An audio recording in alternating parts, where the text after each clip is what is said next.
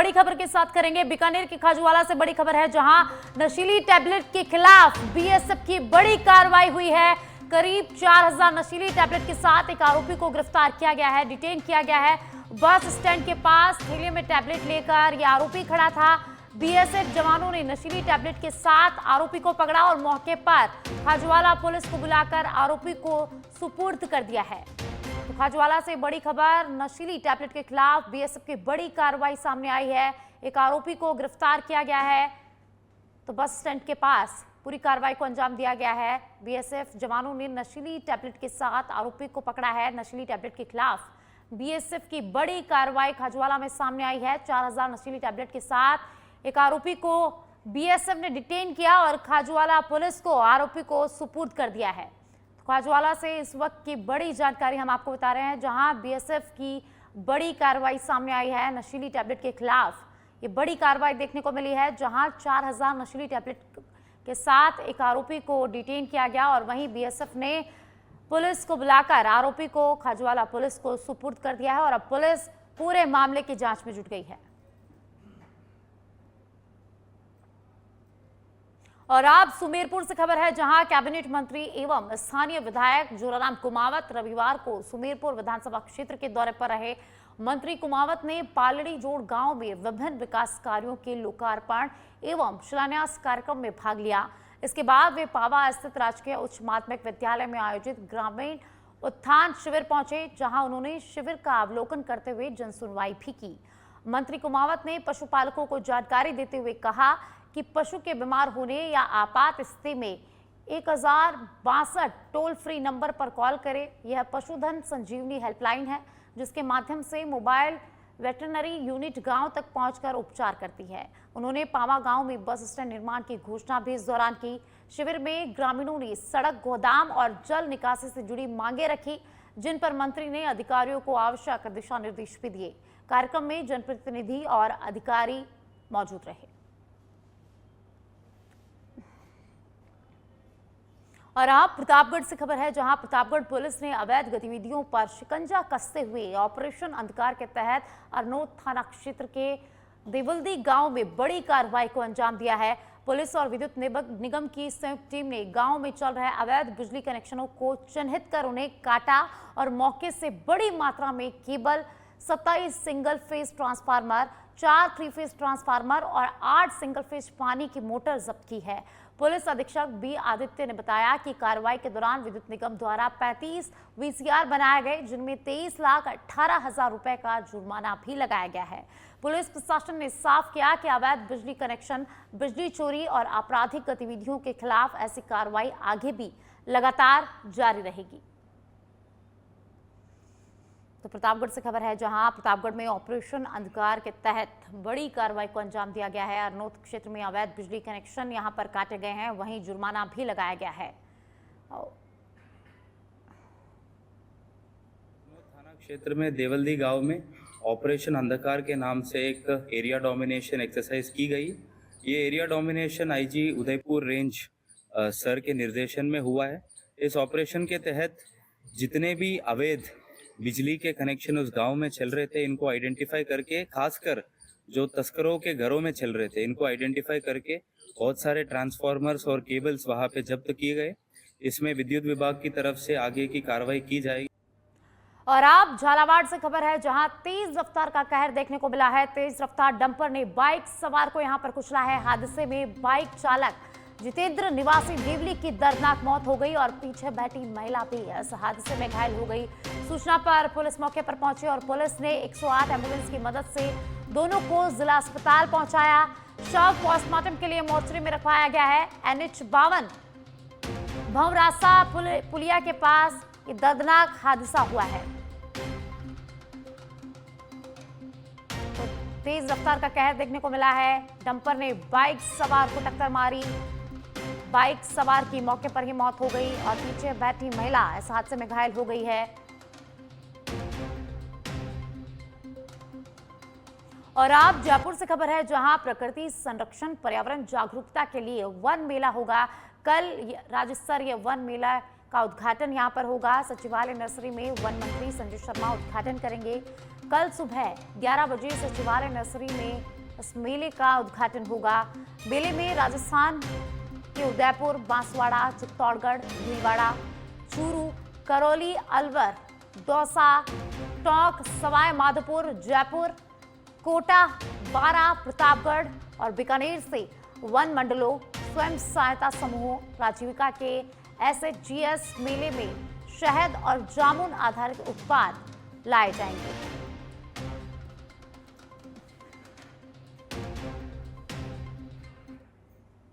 जयपुर से खबर है, जहां जयपुर ग्रामीण एसपी राशि डोगरा के निर्देशन में बड़ी सफलता मिली है। शाहपुरा में हुई फायरिंग की वारदात का खुलासा यहां पर हुआ है। तो बीआरजी कार रेंटल ऑफिस पर फायरिंग हुई थी। बाबा गैंग का सदस्य सचिन पोसवाल को अब पुलिस ने गिरफ्तार कर लिया है। कार किराए पर नहीं देने के विवाद में फायरिंग की थी। पुलिस अन्य आरोपियों की अब लगातार तलाश कर रही है। शाहपुरा थाना अधिकारी रिया चौधरी के नेतृत्व में इस पूरी कार्रवाई को अंजाम दिया गया है। पकड़े गए आरोपी से पुलिस लगातार पूछताछ कर रही है। तो जयपुर से खबर है, जहां पुलिस ने बड़ी सफलता हासिल की है। फायरिंग के मामले में पुलिस ने खुलासा किया है और एक आरोपी को भी पुलिस ने हिरासत में ले लिया है और पकड़े गए आरोपी से पुलिस पूछताछ कर रही है।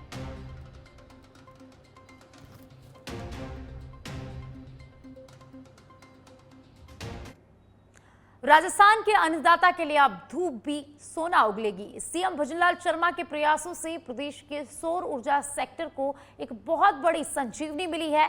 केंद्र सरकार ने पीएम कुसुम योजना के तहत राजस्थान के लिए करीब 47 करोड़ रुपए की वित्तीय सहायता को हरी झंडी दे दी है। यह पैसा सीधे उन किसानों और सौर ऊर्जा उत्पादकों के खातों में जाएगा जो बिजली पैदा कर रहे हैं। आइए देखते हैं हमारी एक खास रिपोर्ट।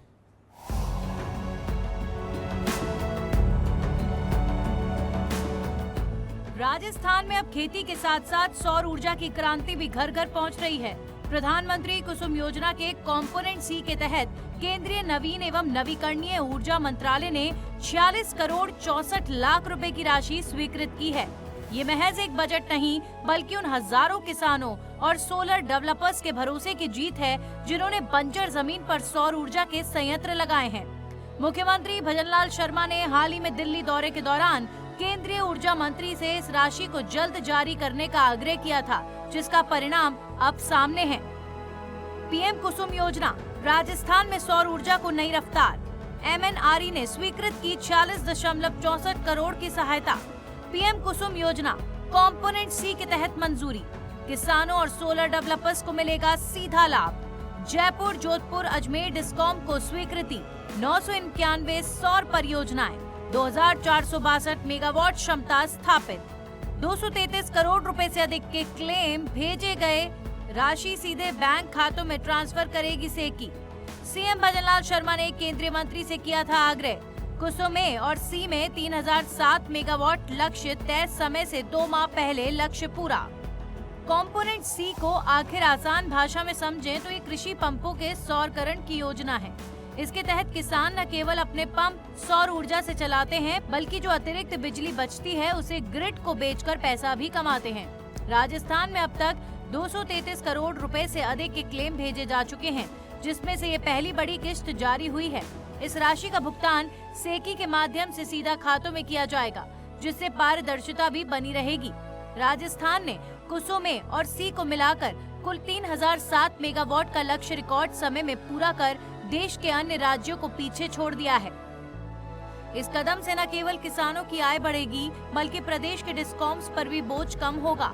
सस्ती और स्वच्छ बिजली मिलने से राजस्थान का औद्योगिक और कृषि ढांचा और मजबूत होगा। तो साफ है कि राजस्थान अब सिर्फ रेगिस्तान की तपिश नहीं झेल रहा, बल्कि उस धूप को विकास की ऊर्जा में बदल रहा है। समय से पहले लक्ष्य पूरा करना और केंद्र से सीधे वित्तीय मदद मिलना भजनलाल सरकार की दिल्ली में मजबूत पैरवी का नतीजा है। राजस्थान के सोलर सेक्टर को गति देने के लिए राज्य और केंद्र की सरकारें लगातार मदद कर रही हैं। इसी के चलते अब एक बार फिर केंद्र ने राजस्थान को करीब 47 करोड़ रुपए की सहायता राशि को मंजूरी देकर बड़ी राहत दी है।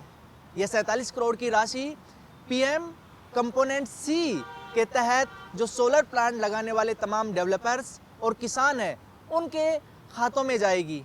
और बताया जा रहा है कि मुख्यमंत्री भजनलाल शर्मा लंबे समय से यह प्रयास कर रहे थे और उनके प्रयासों के बाद ही यह मंजूरी मिली है। इतनी बड़ी राशि मिलने के बाद यह तय है कि आने वाले दिनों में राजस्थान में सोलर सेक्टर के विकास में यह राशि महत्वपूर्ण योगदान देने वाली है। वीडियो जर्नलिस्ट विजय गिरी के साथ सुनील यादव, सच बेधड़क, जयपुर। कपासन से खबर है, जहां कपासन चित्तौड़गढ़ से उदयपुर को जोड़ने वाला राष्ट्रीय राजमार्ग संख्या 9 आज लोगों के लिए मौत का हाईवे बनता जा रहा है। घटिया निर्माण, तकनीकी खामियों और लापरवाही के चलते अब तक इस सड़क पर 500 से अधिक लोग सड़क हादसों में अपनी जान गंवा चुके हैं। कपासन सांवलिया चौराहे पर स्ट्रीट लाइट और सर्विस लेन का अभाव है। वहीं भोपाल सागर, मावली, फतेहनगर, सिंहपुर और डबोक क्षेत्रों में लगातार दुर्घटनाएं हो रही है। मरम्मत के नाम पर सिर्फ लीपापोती की गई है, जिससे हालात और खराब यहां पर हो गए हैं। जर्जर सड़क पर 2 टोल प्लाजा लगाकर महंगा टोल वसूला जा रहा है, जबकि शौचालय और चिकित्सा जैसी सुविधाएं तक यहां पर नहीं है। इस मुद्दे पर सांसद सीपी जोशी ने सरकार से समाधान का भरोसा दिलाया है।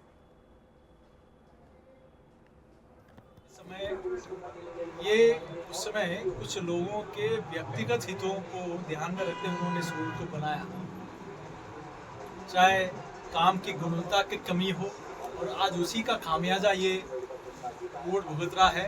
माननीय विधायक जी ने इस बारे में कई बार स्टेट की गवर्नमेंट को कहा है, इसकी रिपेयरिंग के लिए कई बार इन्होंने बजट सेंक्शन किया है, और अभी आने से पहले ही माननीय विधायक जी और हमारी चर्चा हुई कि कैसे और ज़्यादा बजट मिले और इसको ठीक से बना पाए। मुझे लगता है कांग्रेस के समय में, मैं नाम नहीं लेना चाहूँगा, उन लोगों ने जिस प्रकार से इस बजट को और जगह ट्रांसफ़र कर दिया और यहाँ जिस प्रकार से बिना गुणवत्ता का काम हुआ है, उसी का परिणाम खामियाजा इस क्षेत्र की जनता आज भी भुगत रही है। लेकिन ये कैसे सुधर सके, इसके लिए हम सब लोग मिलकर प्रयास करें। और आप जयपुर से खबर है, जहां बजाज नगर थाना अधिकारी पूनम चौधरी के नेतृत्व में पुलिस को बड़ी सफलता मिली है। भीड़भाड़ वाले इलाकों में लोगों के मोबाइल फोन छीनने वाले बदमाश राहुल रोजरा को पुलिस ने गिरफ्तार कर लिया है। पुलिस ने आदिनाथ नगर क्षेत्र से छीना गया परिवादी का मोबाइल बरामद करते हुए आरोपी के कब्जे से करीब 2 लाख रुपए कीमत के 2 मोबाइल फोन भी जब्त किए हैं। इस कार्रवाई में कांस्टेबल रामोवतार ने सीसीटीवी फुटेज के आधार पर आरोपी की पहचान कर उसे पकड़ने में अहम भूमिका निभाई है। पुलिस ने गिरफ्तार आरोपी को न्यायालय में पेश कर न्यायिक अभिरक्षा में भेज दिया है।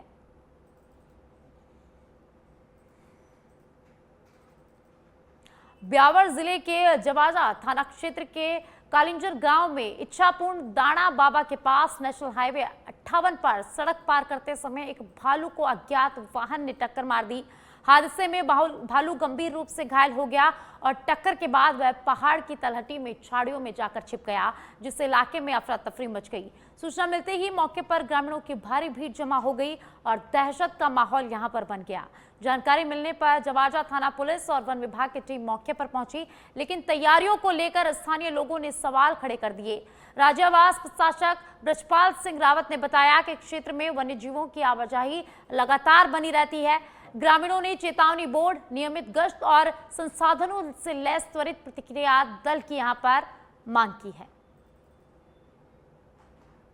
पुलिस को 12-12:15 बजे मालूम पड़ा कि कोई एक्सीडेंट होकर भालू गांव में आया है। जो टीम पहुंचे, पुलिस की व्यवस्था चाहिए, लोग इकट्ठे हो गए। जब मैं रुगरा में ऐसे ही मौके पर पहुंचा, लोगों को दूर किया गया। अभी तक वो यहीं है और ये फॉरेस्ट विभाग की टीम आ रही है, कुछ लोग आए हैं और पब्लिक को दूर कर रखा है व्यवस्था के लिए।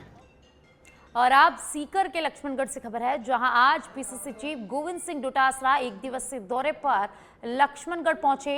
उन्होंने पंडित जवाहरलाल नेहरू स्टेडियम में लक्ष्मणगढ़ नगरपालिका बोर्ड के 5 साल के कार्यकाल पूरा होने पर आयोजित जनप्रतिनिधियों के सम्मान समारोह में शिरकत की। इस अवसर पर लक्ष्मणगढ़ नगर पालिका अध्यक्ष मुस्तफा कुरैशी और प्रधान मदन सेवदा, फतेहपुर विधायक हाकम अली, चूरू के पूर्व विधायक मकबूल मंडीलिया सहित अनेक जनप्रतिनिधियों को साफा, माला और शॉल पहनाकर सम्मानित किया गया। गोविंद सिंह डोटासरा ने उपस्थित जनों को संबोधित करते हुए कहा कि नगर पालिका और पंचायत समिति का 5 साल का कार्यकाल बेमिसाल रहा है और विकास कार्यों में सबने मिलकर यहां पर योगदान दिया है। उन्होंने भाजपा पर तंज कसते हुए कहा कि शिक्षा विभाग ने मास्टरों के तबादले द्विभावना से किए, जबकि भजनलाल सरकार ने 2 साल में लक्ष्मणगढ़ विधानसभा क्षेत्र में विकास के नाम पर 1 रुपया भी खर्च नहीं किया है। डोटासरा ने आगामी नगर निकाय और पंचायत चुनाव में कांग्रेस की जीत की संभावना जताई और सभी से एकजुट होकर खड़े होने की अपील भी की। नेचर से ईमानदार हो, वफादार हो और एक नेता जो अगर ये कहे कि मैंने सबको साथ लेकर के काम किया और उसके ऊपर तालियां बजे और ये भी कहे कि मैं अब चुनाव नहीं लड़ूंगा, ये बिरले लोग मिलते हैं, बाकी तो ये देखते हैं अब मुझे क्या लड़ना है। ये चैप्टर तो मेरा हो गया, अब दूसरा चैप्टर कौन सा मुझे शुरू करना है। ये राजनीति की कमी भी है, खूबसूरती भी है।